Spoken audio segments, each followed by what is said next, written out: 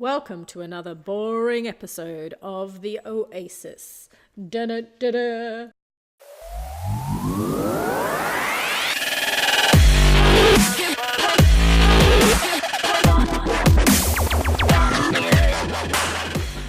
If you are looking for excitement, if you are looking for Dan TDM style play, then if I were you, I would keep on looking, because here you have one middle-aged woman with kids playing Minecraft. While I probably won't talk about midlife crises, probably won't talk about childbirth or breastfeeding and all the things that comes along with that, I'm not going to tell you about my perimenopausal state. Just not going to. Chances are you're going to get the type of topics that middle-aged women talk about. Just saying, that's what you're going to get. So if you were the person that left the comment on my Google Plus page the other day telling me I'm boring, then I'm just going to say, I know, because that's what middle-aged women are. Boring. Hello, everybody. I just thought I just had to have a little bit of fun with you all.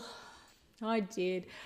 I found it quite fascinating to receive that comment the other day on my Google Plus page, talking about my kids and rugby and accountants, because I thought, yeah, I can understand if a kid actually stumbled across my Minecraft videos and expected them to be like their Minecraft heroes. Yeah, then I can understand. I'm totally boring. But if you're somebody of a similar age and a similar mindset, or, likes the kind of relational style Minecraft that I think some of us older generational have, then yeah, stick around, because we can go to the old folks' home together. Anyway, here we are. I'm still narrating this video because it's that bloomin' long one that I either forgot to record sound for, or just wanted to record because people were in the room and I was sick of waiting to have my room back. Can't really remember now. That's what old age and senility does to somebody. You'll get there. Haven't quite ordered my Tina pads yet, but we're not too far off. Oh my gosh. So just working on the pool area here. Trying to get it done. Trying to make it pretty, trying to work with the natural environment as I usually do. I don't tend to, I tend to not veer away terribly from the environment that I choose to build my house in. I do tend to stick to what's going on. And I do like clay. I really enjoy working with clay. I think it's a great material. And as much as I haven't been on the server very much of late, just because of life, I have enjoyed this build. Like what I've done of it, I have enjoyed it. I have enjoyed problem solving and working out how to build something into the mesa area that I've chosen that doesn't become like an eyesore on the natural environment, but instead blends in and hopefully enhances it from a build point of view. Oh, I like this brown clay. It reminds me of chocolate. I'm not going to say it reminds me of laxative chocolate, because that would give away my age, wouldn't it? Hot. Oh dear. I've had Bo to the vets today. Bo had his boy bits cut off. He hasn't been very happy with me. No, that's not true, actually. He has come to have a bit of a cuddle and say hello. But I think he's probably feeling a little bit sore, 'tis old Bo. Bless him. His sister has to go in soon too and be done. Because we don't want any of those babies, do we? Can you imagine a brother and sister cat having babies? Oh, gosh. I don't even know genetically what that even means. I don't even know what happens in a situation like that. Like, is there special intervention for animals that do that? Do we? Yeah, anyway, we don't want that to happen. We just don't. So Bo's had to go in. Did you know, though, I didn't know this, random fact, that a cat's sperm will live up to 6 weeks in the tubes. So it is possible that she could still fall pregnant even though he's been castrated. I know that it's the same with people to a degree as well. I think it might even be longer in men. I'm not sure, but yeah, I hadn't even thought about that. I thought, hey, here I am being a responsible adult, getting the cat neutered, castrated, isn't it, because he's male. And and then thinking, oh my word, what if we have kittens from brothers and sisters? Ew, that's like the stuff of soap operas. We don't want to be doing that. Yeah. Oh, anyway, we'll cross that bridge when we come to it. We'll probably end up on what's that guy here in England? It's like is it Jeremy Springer? You know, those kind of sensationalist shows. Yeah, my cat's had kitten to its brother. Yeah. Anyway. So what have you been doing? Been a bit worried about my friend Andy, aka Max Ryder. I was reading a comment that he left on my video the other day, and yeah, been a bit worried about you, Andy. I hope you're doing okay. It sounds like you're having a frustrating time.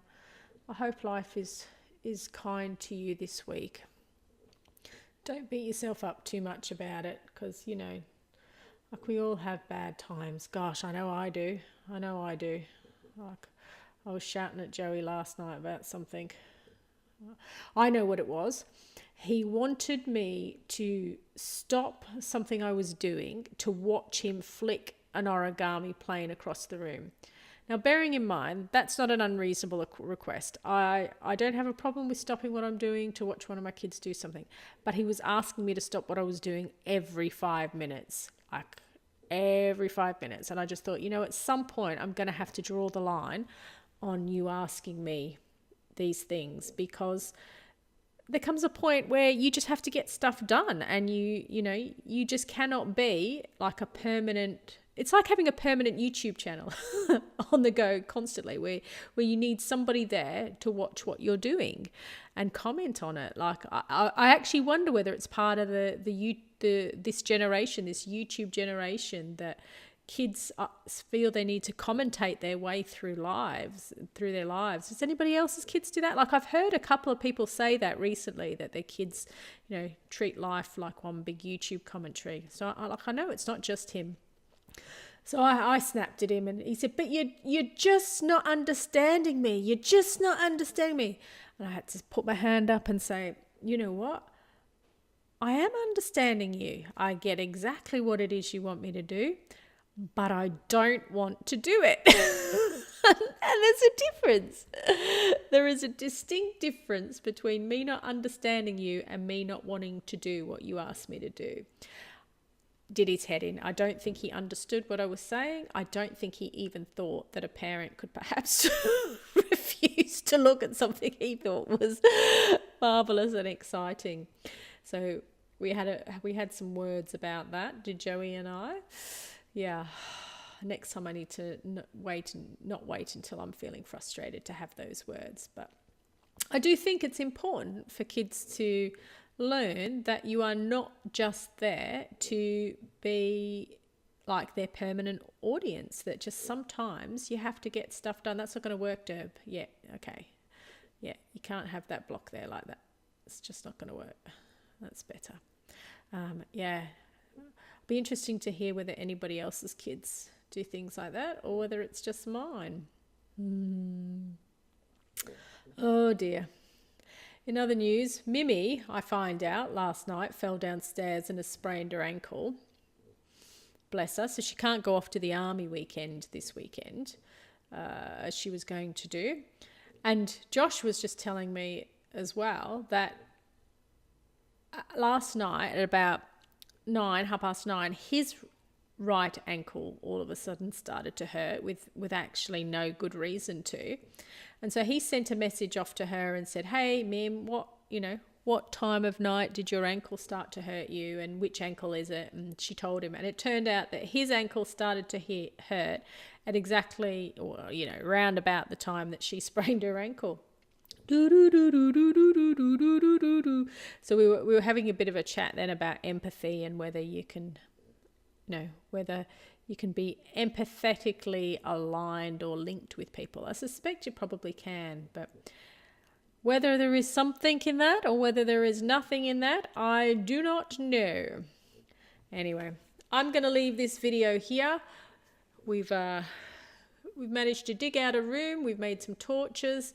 And yeah, I will catch you next Wednesday as we look at where we're up to on the Oasis server. Okay, bye for now.